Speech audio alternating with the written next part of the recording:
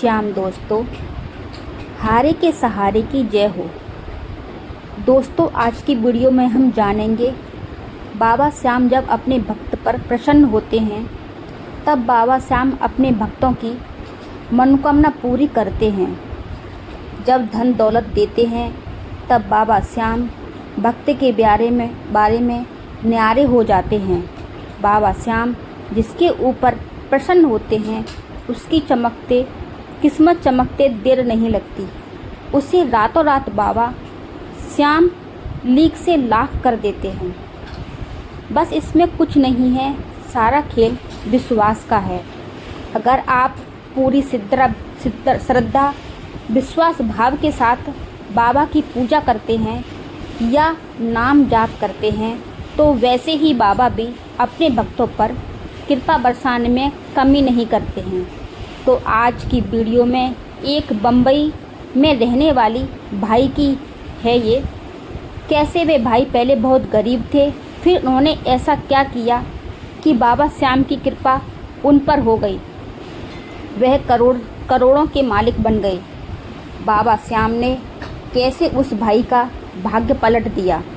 तो ये वीडियो को पूरा देखिएगा, बिल्कुल भी स्किप मत करना। इस वीडियो में वह पूरी जानकारी है जो उन्होंने किया, उन्होंने कैसे अपना भाग्य पलटा और आज वह गरीबों को दान भी करने लगे हैं। आखिर उनके पास इतना पैसा आया कहाँ से? यह बिल्कुल सत्य कहानी है दोस्तों, 100% सत्य कहानी है। जिसको भी यह झूठी लगे वह वीडियो को यहीं पर छोड़ करके जा सकता है, और जिसको सच्ची लगे और इसको इंटरेस्ट हो कि मेरे भाग्य बदलेंगे वह इस कहानी को ज़रूर से देखे। तो वीडियो को शुरू करते हैं। दोस्तों, वीडियो अच्छी लगी तो लाइक कर देना, चैनल पर नई हो तो सब्सक्राइब ज़रूर कर लेना, और हाँ, बाबा श्याम का जयकारा ज़रूर लगा देना। हारे का सहारा बाबा श्याम हमारा। यह कहानी एक भाई की है। मैं उनका नाम नहीं बता सकती हूँ क्योंकि उन्होंने प्राइवेसी रखने को कहा है। तो वो बताने के लिए, एक गांव में वह रहते थे। वहाँ इतनी बारिश हुई, सारी फसल नष्ट हो गई और मिट्टी के मकान में वह रहते थे वह भी गिर गया। सब कुछ तबाह हो गया था और उनके पास खाने को कुछ भी नहीं था और ना ही पहनने को, और जो थोड़े बहुत अनाज घर में पड़े थे वह भी अनाज का पड़े सब मकान गिरने की वजह से खराब हो गया था। उनके पास ना तो खाने को कुछ था ना ही पहनने को कुछ। वह अपना परिवार लेकर बम्बई चले बसे। उन्होंने सोचा कि शहर में जाकर के कुछ धंधा करके अपने मकान की स्थिति ठीक करा लेंगे। स्थिति ठीक करा लूँगा, और बम्बई में वह रोड पर बैठकर दिन गुजारने लगे। वह वहाँ जाकर रोड पर बैठे रहते थे। वहीं से वह देखते थे कि एक सेठ की दुकान थी सामने बिल्कुल, और वो सेठ रोज़ अपनी दुकान पर आकर गरीबों को खाने पीने की चीज़ें दान दिया करता था। वह भाई सब रोज़ देखते। तो एक दिन वह उस सेठ के पास जाकर के बोली कि सेठ जी, मुझे यहाँ पर कुछ काम मिल सकता है? थोड़ा सा भी कुछ काम करने को मिले तो हमारा गुजारा हो जाएगा। तो सेठ ने कहा, भाई तुम क्या काम कर सकते हो? तो वह बताने लगे, सेठ जी, ऐसे ऐसे मेरे साथ हुआ था। मैं अपना गांव छोड़कर अपने परिवार को लेकर के वहाँ सामने से रोड पर चारों तरफ से कपड़े की झोंपड़ी की टाइप में उन्होंने अपने भाई को बना लिया था। वह उनको दिखाते हुए बोले, हम उस झोंपड़ी में रहते थे, हमें बस काम की तलाश है जिससे हमारा गुजारा हो जाए और हमारा पेट भर जाए।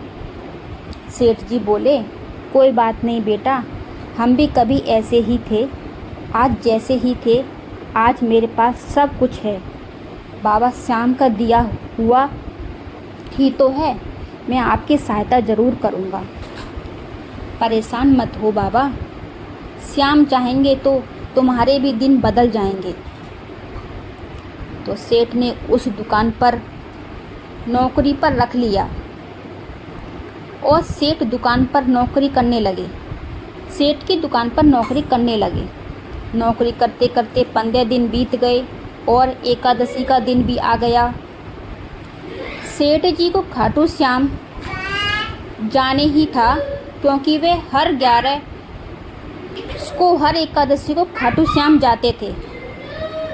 दुकान में उस भाई के साथ 3 लड़के और भी काम करते थे।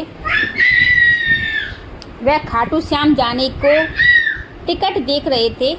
सेठ जी बैठकर तो उनकी नज़र भाई पर पड़ी, तो सेठ जी ने सोचा कि मेरी किस्मत श्याम दरबार जाने के बाद बदल गई, क्या पता इस भाई की भी बदल जाए। तो सेठ जी ने उस भाई से पूछा, बेटा खाटू श्याम के मंदिर जा रहा हूँ, तुम भी चलोगे? 2 दिन के बाद एकादशी है, तुम भी चलोगे तो तुम्हारी भी टिकट देख लूँगा। बाबा श्याम के बारे में नहीं जानते थे ये भाई। वह बोले, सेठ जी यह क्या है, खाटू कहाँ पड़ता है? तो वह बोले, बेटा राजस्थान के सीकर ज़िले के अंदर एक बाबा श्याम का मंदिर है, वहाँ पर बहुत चमत्कार होते हैं। जो गरीब बेसहारा, जो हारा हुआ जाता है, उसको बाबा सहारा देते हैं। बोले, सेठ जी मेरे पास तो अभी पैसा भी नहीं है, मैं कैसे जाऊं? सेठ जी बोले, बेटा तू तैयार होकर आ जाना, हम कल साथ चलेंगे। सेठ जी ने भाई के परिवार को भी अपने साथ चलने के लिए कह दिया। सब लोग खाटू श्याम मंदिर पहुंचकर दर्शन किए। जैसे जैसे सेठ जी ने दर्शन किया, वैसे वैसे भाई को भी दर्शन करा दिया। और वहीं भाई बाबा की अर्जी लगवा दी। फिर वह लोग वापस आ गए। सेठ जी ने एक और बिजनेस स्टार्ट किया था, जो कि सेठ जी हर तरफ देख नहीं पाते थे, कर नहीं पाते थे। सेठ जी ने धीरे धीरे करके भाई के ऊपर भरोसा करने लग गए थे। और एक दिन भाई को बुलाकर उनसे कहने लगे कि इस एरिया की मेरी एक दुकान और भी है, क्या तुम वहाँ पर काम करना चाहोगे? तुम उस दुकान पर जाकर सब कुछ देख करके काम कर सकते हो। सेठ जी के 2 बेटे थे, दोनों बेटे विदेश में रहते थे, तो हर तरफ नज़र नहीं रख पाते थे। वह भाई बोला, हाँ हाँ सेठ जी, मैं उस दुकान पर जाकर काम करूँगा। तो वह भाई बहुत ही लगन के साथ काम करने लगा और 6 महीने के बाद उस दुकान में 3 गुना तरक्की कर ली। तो सेठ जी उससे बहुत खुश हुए और खुश होकर सेठ जी ने उस भाई को वही पास के एरिया में 2 मंजिल मकान बनवा के दे दिया। तब वह हर एकादशी के दिन खाटू जाने लगा और अपने घर में भी पूजा पाठ करने लगा। हर एकादशी का व्रत करता और उसकी पत्नी भी रोज़ बाबा श्याम के नाम का दीपक जलाती। ऐसा करते करते उसने बहुत सारे पैसे इकट्ठा कर लिए। वह एक दिन सेठ जी से कहने लगा, सेठ जी आप बुरा ना मानो तो एक बात कहूँ। सेठ जी ने कहा, बोलो। तो भाई ने कहा, सेठ जी, मैं अपना एक बिजनेस शुरू करना चाहता हूँ। तो सेठ जी हंसने लगे और बोले, इसमें बुरा मानने की क्या बात है? मुझे तो उसी दिन से पता था, जिस दिन मैं तुम्हें खाटू ले गया था, कि तू एक दिन बड़ा आदमी ज़रूर बनेगा, क्योंकि ऐसा कोई व्यक्ति नहीं है जो खाटू श्याम मंदिर से खाली हाथ लौटा हो। इसमें बुरा मानने की क्या बात है?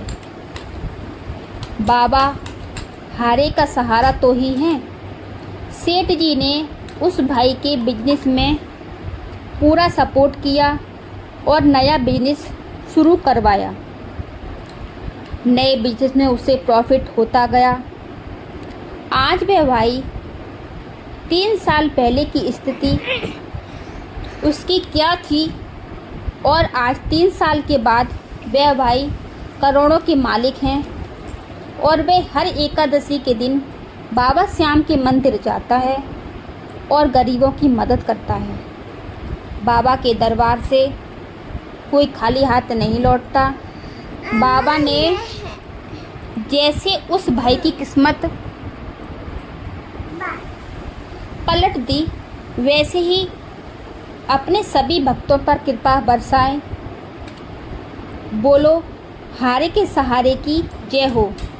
खाटू श्याम बाबा की यह वीडियो यहीं पर समाप्त होती है। दोस्तों